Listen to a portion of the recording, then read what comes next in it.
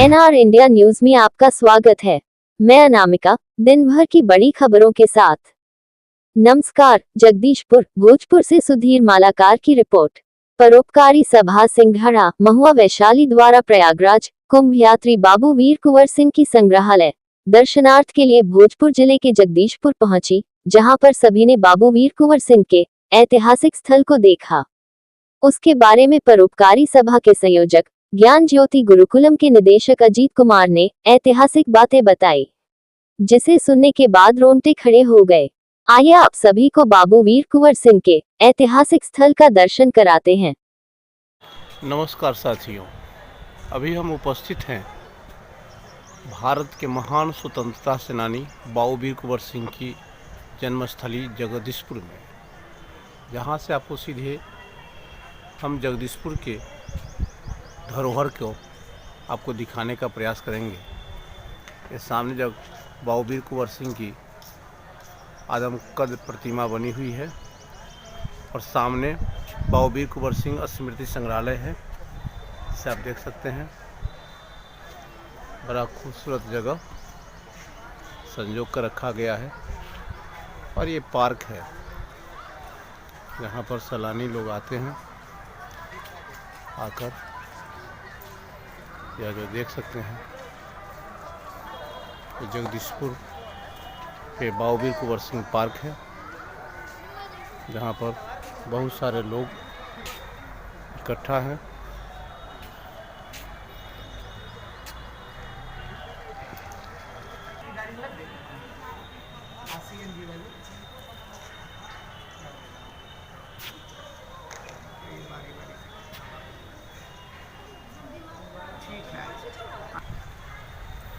बाबू वीर Kunwar Singh park को खूबसूरत बनाने का प्रयास तो किया गया था, लेकिन रख रखाव के अभाव में जो इसकी खूबसूरती होनी चाहिए वह देखने को नहीं मिल रही है।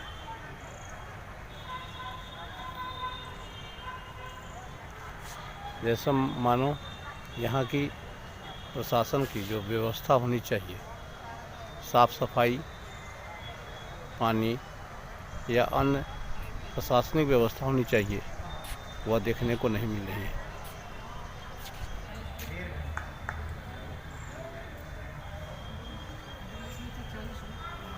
बाबू वीर कुंवर सिंह के धरोहर के बारे में यहाँ के जो पार्क है, अभी परोपकारी सभा के निदेशक हैं अजीत कुमार, जो वैशाली सिंघाड़ा के रहने वाले हैं, बताएंगे इस पार्क की महत्ता या बाबू वीर कुंवर सिंह के बारे में।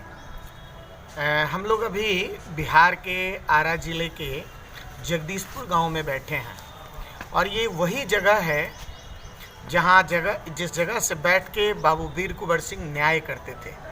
ये जगह कचहरी कहलाता था। ये कचहरी था जहां से बैठ के प्रजा के बीच किसी तरह का अगर भेदभाव था, प्रजा के बीच किसी तरह की समस्याएं थी, उन समस्याओं का समाधान करने के लिए यहीं बैठते थे। उनका न्यायालय चलता था और फैसला सुनाते थे। यहाँ से ठीक करीब करीब आधे किलोमीटर की दूरी पर उनका किला है। वो किला खंडर हो गया है। देश की आज़ादी के बाद किसी भी सरकार की ध्यान नहीं गई कि 1857 की क्रांति के केंद्र बिंदु पूर्वांचल के, जिसमें उत्तर प्रदेश के करीब करीब 10 जिले आते हैं और बिहार के भी 7-8 जिले, इन तमाम 16-17 जिलों का केंद्र बिंदु बनाकर और इतने क्षेत्र में उन्होंने अंग्रेजों के पाँव को जमने नहीं दिया था। और वैसे क्रांतिकारी जिन्होंने ज़रूरत पड़ी तो अपने हाथ को काट कर गंगा मैया को दे दिया था, अर्पित कर दिया था, वैसे क्रांतिकारी देश की आज़ादी के बाद उन पर विशेष ध्यान नहीं दिया गया, उनके स्मृतियों को संजोया नहीं गया, उनके धरोहर को ठीक से सुव्यवस्थित नहीं किया गया। वो तो मैं धन्यवाद देना चाहूँगा और हम सभी परोपकारी सभा की टीम धन्यवाद देते हैं माननीय स्वर्गीय रामविलास पासवान जी को, जिनका ध्यान गया अपने इस धरोहर पर और उन्होंने उनकी कचहरी को संग्रहालय के रूप में परिणत किया, जहां आज हम सभी बैठे हैं। या जगदीशपुर गांव में आने के बाद एक केंद्र कम से कम ऐसा है जहां बैठकर बाबू वीर कुंवर सिंह को याद कर सकते हैं हम सभी। ये रामविलास जी की कीर्ति का एक प्रतिफल है कि हम सभी यहाँ बैठे हैं। बाबू वीर कुंवर सिंह अमर रहे। बाबू वीर कुंवर सिंह के कृतित्व को याद करने के लिए हम सभी यहाँ आए हैं। महाकुंभ जा रहे थे, रास्ते में ये आरा जगदीशपुर है।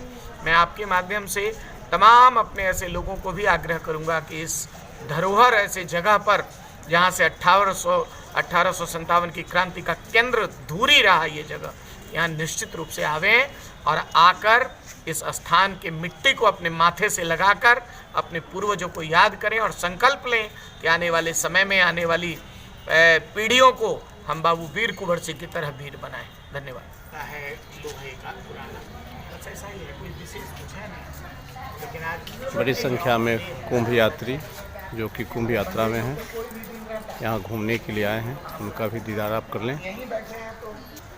बाबू वीर कुंवर सिंह के संग्रहालय की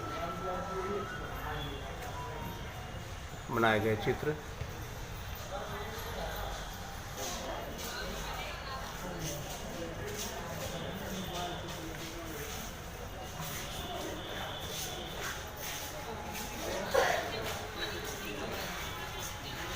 इस चित्र में देखिए किस प्रकार अंग्रेज हमारे भारतीय पर जुल्म किया करते थे, उसका जीता जागता नमूना आपको देखने को मिलेगा।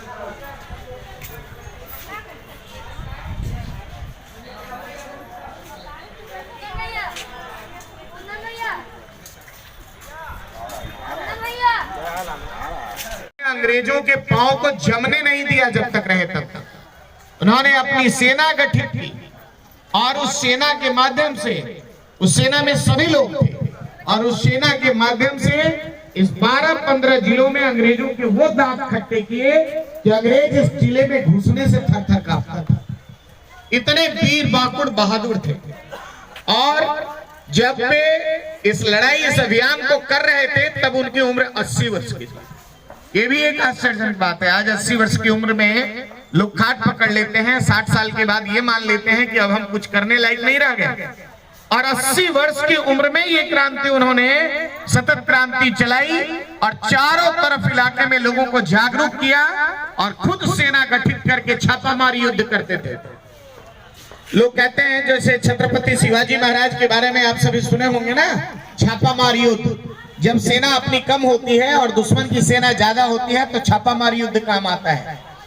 कई बार ऐसी घटनाएं इनके जीवन में घटी जब अंग्रेज के सैनिक आराम कर रहे हैं, विश्राम कर रहे हैं, रात्रि में कहीं पड़े हैं, इनके सैनिक घुसे और गाजर मूली प्रकार के युद्ध करके इन्होंने अंग्रेजों के वो दांत खट्टे किए कि मैंने जितने जिले बताए, वाराणसी तक, इधर आपका पूरा आरा, छपड़ा, गोपालगंज तक, इस पूरे इतने बड़े क्षेत्र में बाबू वीर कुंवर सिंह ने अंग्रेजों को खड़ा नहीं होने दिया।